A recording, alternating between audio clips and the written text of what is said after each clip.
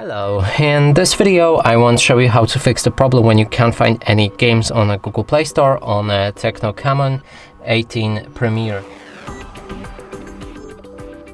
And to do this we'll need to open a Google Play Store. Right here try to find any game like Call of Duty. And as you can see there's no game that we're looking for. And to fix this, go back, click on your profile picture and head on to the settings. Now we can enter family, then parental controls. Inside you can either disable parental controls entirely with a switch or enter apps and games. Here increase PG to 16, make sure that you save the settings and go back.